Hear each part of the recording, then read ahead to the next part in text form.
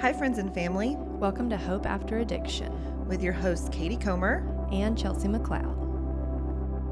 Hi, welcome back to Hope After Addiction. We're so happy that you have joined us today for a special podcast. How are you doing? I'm great. How are you? I'm good. Anything new with you? We go on vacation next week, so I'm pumped. Lord willing, our last one got canceled with a sick baby, so I'm praying I that, didn't realize you were going on vacation. yeah, next That's Sunday. awesome. I know. So I'm excited to Where are you pour going? in Costa Rica. So it's one of our favorite Aw. places, so we'll see. That's Yeah, I'm excited. exciting. Yeah. Are you taking Jasper? We are taking baby Jasper. So. How is he on flights? That's another story.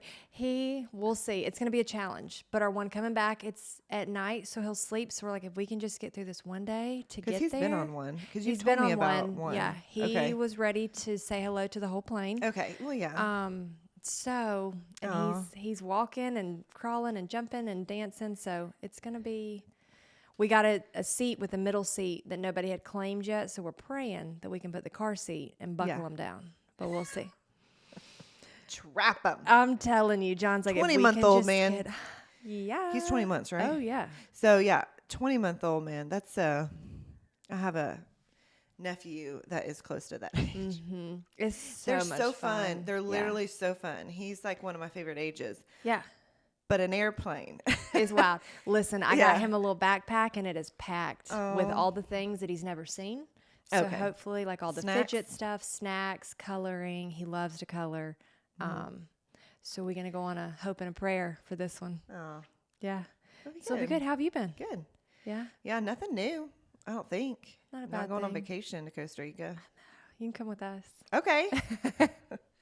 Call Adam when we leave. Yeah. I'm leaving on a jet plane. That's right. It's a podcast vision trip. Sorry. Yeah. Yes. It'll be fun. Well, good. Well, I'm so happy that y'all are joining us today. We are talking today about how our recovery is not conditional on our loved one's recovery. And y'all, we're done for today. And that's it. That's all you needed to hear. Okay. No, but seriously, Yeah. But seriously, we realized when I was thinking about this topic, which is so important, Huge. we realized that there are so many different people that listen to the podcast with different stories. Yeah. Okay. And we've mentioned this before where we have loved ones who are currently in programs of recovery, some sort of S2L. Maybe they're in S2L. They've been dropped off and now they're listening to the podcast and they're hoping for the best and they're praying for the best for their loved one, but they're in the thick of it. They're in like the thick of it, right?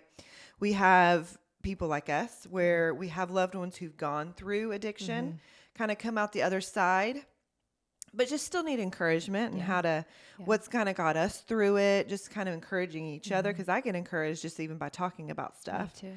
But then we also have people who have lost loved ones to addiction and what that looks like for them. Obviously we've never walked through that. Personally, I have not walked through that. I know that we want to have guests on who have lost loved ones to kind of encourage you all in that and what maybe their journey looked like in that. But this topic speaks to everybody in that regard because your recovery, no matter what their recovery has looked like in the past, present, future, it is not conditional on how you need to treat yourself and your recovery. It's so good. Right? And it's so true. Yeah. And not until you come to that place can you begin to walk into that where it's not solely dependent on them. Because there is a lot of codependency. There is a lot of our moods, our reactions depend on them. Yeah. And so entering into that, you know what? Like I have to heal. I have to be me. I have to react in the ways despite how they act. And I know for me, I had to come to that place that like I have, and it comes with surrender, I have zero control over my loved one. That was my brother. That was my father that died of an overdose. That was my husband. I have zero control. So I'm responsible for my healing because nobody else is going to heal me. And I learned years ago, it said, you can't love someone into loving themselves. Nobody can love me hard enough to make me want to love myself. And just the same as I can't love someone, I used to do it with John before we went through recovery. I would try and love him to make him quit addiction. I couldn't do that. So I had to choose healing and recovery for me outside of what any other person chooses for their life. And that's hard because it comes with surrender. Yeah. Yeah, I remember part of my testimony that's probably one of the most powerful parts of my testimony is just looking back at the surrendering aspect of my journey, and just saying, no matter what Adam's doing, that's right, and choosing for his life, what does my life look like? Yeah. And I specifically remember like driving down a road in Knoxville and just having that moment. And it's so sweet of the Lord to bring that memory back as I am preparing my testimony for speaking and stuff. There was several parts of my testimony that I'd forgotten. And then as he was like revealing some of those, this was one of them, is just how I said, no matter what Adam chooses, no matter the path that he chooses, because by this time he had really gone through several rehabs, and that typically happens in a journey of somebody with addiction, is they might fail it, they may not, and they might get it that first time, which that's the hope, right? But this was like several times into the journey of relapsing and stuff. And I just, I had to kind of throw my hands up and say, all right, Lord, whatever Adam chooses for his life, I'm going to choose to follow you. And that was, intentional, because if he chose the path of addiction, I knew that my story is going to look very different. And he still has a plan for your story. Yeah, and he still had a plan, and I was okay with that. Yeah. I would be sad. Right. Of course. Right? Yeah. And I didn't know what that looked like. I don't know what that would have looked like. Yeah. That wasn't my plan, and that wasn't Adam's plan. But if he chose to follow you and get clean and choose this path of recovery, I choose to follow you. Well, that's what I hope that you do, and that's what I'm praying for.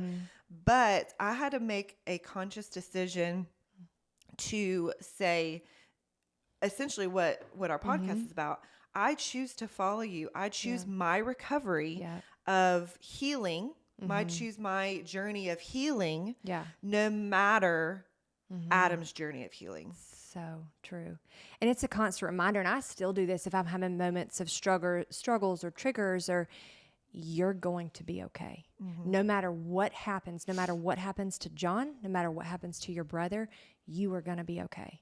If you are a child of God, you are a son and a daughter. Do not think that God will not avenge for what's been done and that he doesn't have a plan for your life. And we've been studying Moses on Sunday nights, and I get choked up talking about it, but Moses was a baby that was intended to be murdered. Yeah. And they put him in a basket. And, so many people think about when they put Moses in that basket to put him down a river, that it was a flowing stream, because that's what Bible stories show us. It was the Nile River, one of the greatest rivers out there. And every plan of Moses' life, God had ordained. And so he gets taken from his people, his family, his people go through pure turmoil, trauma, which to me, I relate to our families going through addiction, our families going through terrible stuff. And, then Moses comes to the burning bush, and God says, Moses, Moses. And it's just like he says, Katie, Katie. Like God knows your name, calls you out, has a plan for your story, and says, I'm going to rescue your people. But from Moses' day of birth, he has a plan, had a plan for Moses, has a plan for you. And so I think walking into recovery and it not being conditional outside of your loved one, like God knows you, God knows your name, and God has a plan for your story. It takes you walking into that and saying, God, I surrender to your plan. I surrender, and I trust you to carry me through. I trust that burning bush that you know me by name, and you hear me and you see me. And when you have that peace over your life to know, no matter when I walked in and found my husband dead from an overdose, God still had a plan for me and for my life. And that is That is powerful when you think about, like, outside of any person in your life, whatever you're going through, God knows you, knows your name, sees you, and still has a plan for your life. It's comforting. It's so comforting. It's comforting, and the word comfort, I kind of when you were saying that story, I was just like, man, that, you're walking through something so difficult, and I kind of want to speak to the people who are walking in it, in the thick of it more, or somebody who's lost their loved one.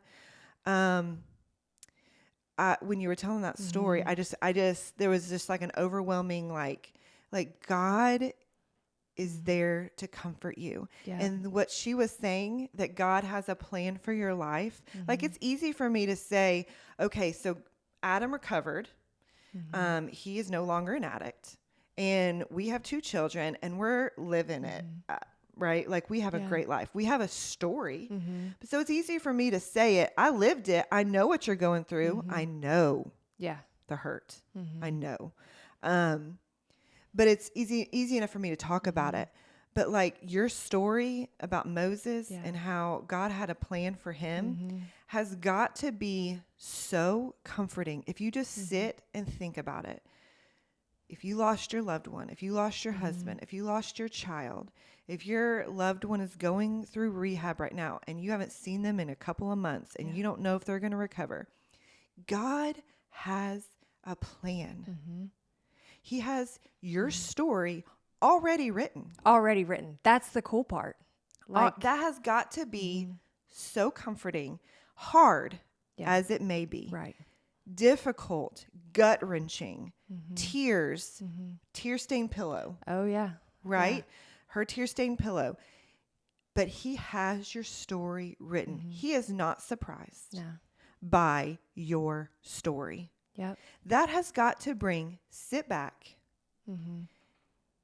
I know you want to roll your eyes. Yeah. And be like, well, yeah, because her husband recovered. But just sit back. Yeah. And think about it, and how over many stories of the Bible, how God has delivered and has redeemed. Yeah. He in different ways is going to deliver you, and he's going to redeem you, and he has a story and he has a purpose. Yeah. So find comfort in that. Yeah. Right. Like, I have a brother, and y'all know, like, he is struggling. Yeah. And I think about Moses, how he hurt for the Israelites, because that, like, Moses hurt for his family. I hurt for my brother now. But I hear Moses' story, and I'm like, God, you still know my family. You still love my brother. You are still with him. And you may have somebody on the streets. Like, you may have somebody, you have no idea where they are right now. Like Barb talking about her son. Nights you have no idea where they are. But the comfort that brings me when God knew, and God this whole time was working for them. And like, Moses had no idea that God's sitting there working on his behalf to free his family and to bring them out of that. And that is so, like, I was even thinking the other day, walking through a parking lot. This is like, I'm such a visual, as y'all know. But Jasper is Mr. Independent. And when we walk through a parking lot, Jasper knows to grab my hand. And so I don't tell Jasper, like, hey, buddy, you just go dodge these cars and you figure it out. But it takes Jasper's trust in me to say, Mom, I need your hand, that you're going to guide me through this parking lot.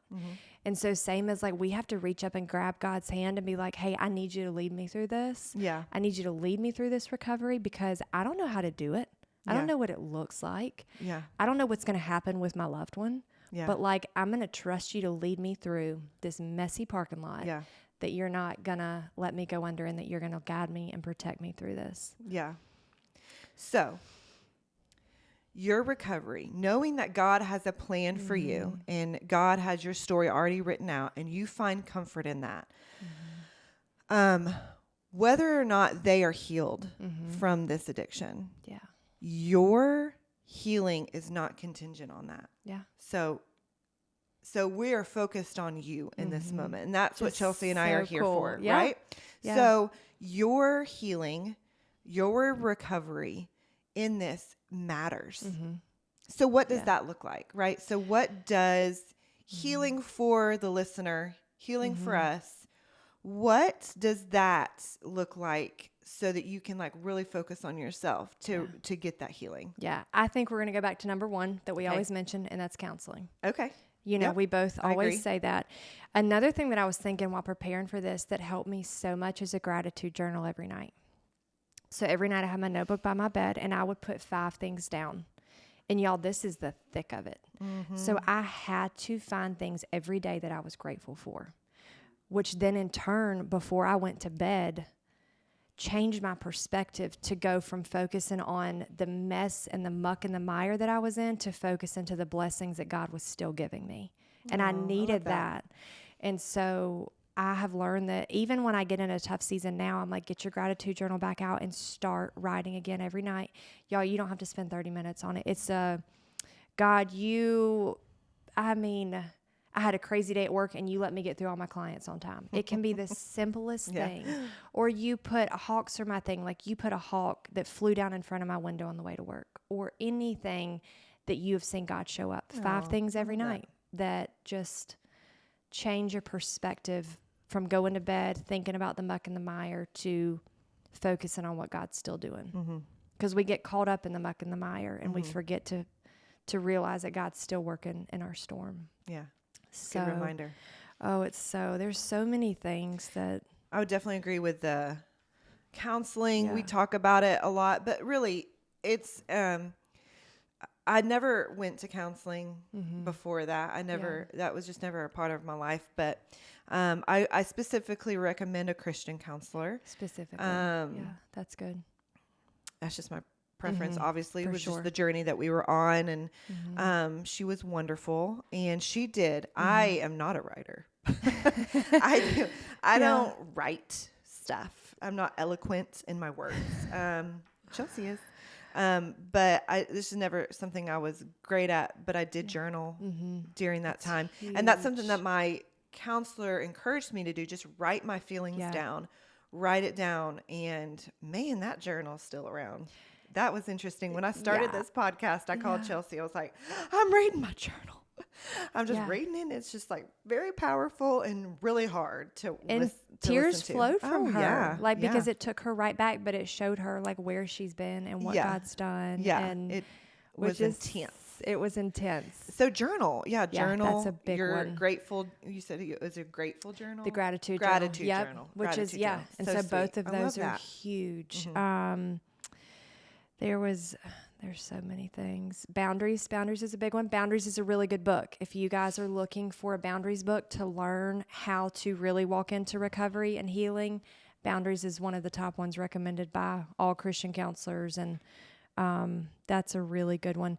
One of my biggest things of just encouragement is grace yourself, because you've never been here.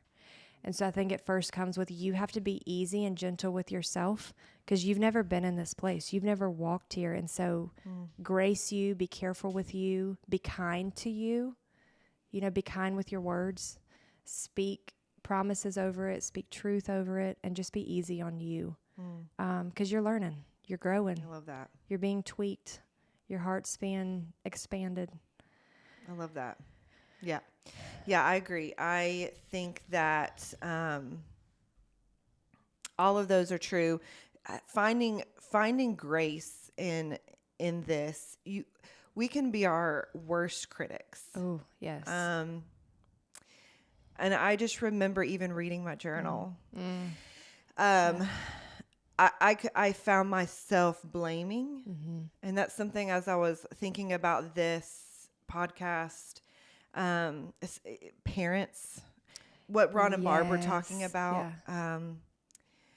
that this is not your fault. And I tended to, in my journal, didn't give myself enough grace. I hadn't walked through this before. Nobody that I knew had walked through this before. I didn't know what I was doing. So just showing yourself grace, walking in this season. I think naturally, when you show yourself grace, naturally you will begin to heal in that. So you're healing, you're starting to heal in that. So I love that. And that's so funny, because we don't really talk about what specifically we're going to talk about in our podcast before. It was just pretty authentic stuff. But it's funny when you're saying these points, I'm like, I literally was thinking that. Like, It's crazy. Like, in a different kind of way, but just Yeah. like, yeah, typically, because I was thinking I did, and I know that parents do put blame on themselves, or I didn't handle this in the right way. Maybe he wouldn't have taken this drug if I had acted like this and done this. Yes. But that is so hurtful to the process of healing. Yeah. Because it's not, Yeah. that's not your fault. Yeah. So I'm so glad you brought that up yeah. though, because that's so important. And one of my good friends that I've been walking through this with, and I was talking to him the other day, and he was like, but Chelsea, like if I just would have started putting boundaries down sooner, if I just would have like dug deeper into these. And I'm like, you can't do that. We all do that stuff because we don't know, and we have hope, and we think the best, but you can't go back and be like, what if, could have, should have, because like Katie said, that's not healthy for healing. You just got to walk forward knowing that you did the best that you could with the information that you had. Yeah. And you're like, okay, I'm walking forward with lessons that will forever have changed me and grown me. Yeah. Which is so, I mean, it's life, it's learning. Yeah. They're precious lessons. Yeah. Yeah. So when everything's said and done, you've got to look at this journey as almost kind of like two separate journeys. It's true. Right. It's true. So you have your loved one's journey, but you have your journey. And what does and this podcast is to really focus in on your journey of healing. And when everything's said and done, what we've been talking about, if you really focus on yourself, really focus in on your healing, it should not be contingent on whether they get healing or not, because you focus so much on yourself. You've gone to the counseling, you've gotten in the Word, you've surrounded yourself with good people, encouraging people. You've taken some time for yourself. You've surrendered it. Not saying it's going to be easy, right? But their healing is not contingent on your healing. You are healing. You have been healed, and rest in that. Yeah. Which is everything. Yeah. And that power will come with that. Yeah. You know, grace will come with that power. Strength will come in that. Yeah. Because you have made that decision. It's like I said on the last one day or day one, you make this decision that, okay, I am beginning my healing. I'm beginning the path to overcome this, what's been done to me. Right. You know, and you probably feel like a prisoner of war. You didn't choose this battle. Yeah. But you have to make a choice to walk into this and be like, I'm going to get through. I'm not going to be a prisoner of war anymore. Yeah. I'm claiming that I am free of this. And there was one thing that I had written down about when you want to run, stay and dig in. When you want to hide, open up. And when you think you're done, go a little further. Because healing and recovery is not comfortable. You got to tap into emotions. So a lot of the retreats that we've done, like you got to tap into this stuff to heal. And I always say, feelings buried alive will never die. Like dig into this stuff, tap into it, because that will catapult your healing and your recovery even further. And if you don't, you're just covering up those scars that will eventually come out and bleed. So, I love that. Yeah, dig deep, dig deep, dig deep. Dig deep. I love that. We hope that your loved one recovers. We do. That's our prayer. We hope that they find freedom from addiction, freedom in Christ, freedom from addiction. That is our hope. That is our prayer. Our partner is S2L Recovery, and so we see it all the time, guys finding freedom from addiction. Oh, yeah. And we hope that for you, and we pray that for you. We realize that that's not the case for everybody. And that's what this podcast is here to help you find comfort in that you're not alone even in that moment. But our hope and our prayer is that you find healing despite that, despite them finding healing. We hope that they do. If they don't, we hope and pray that you find comfort, and you find a source that you don't feel so lonely in this podcast, and that we pray and we hope that you find healing too. And we hope that this podcast has offered some sort of encouragement on how to find that healing. If you have questions about anything that we have talked about on how to go further in the healing journey, you can find us on Instagram or Facebook, Hope After Addiction. We have an email, hopeafteraddiction@gmail.com. Feel free to reach out to us. We have people reaching out with encouragement for us, with some people asking questions. So we ask that you do that. So we hope that you found encouragement in this podcast. Thank you for joining us today. Hope you have a great day. We'll see you next time.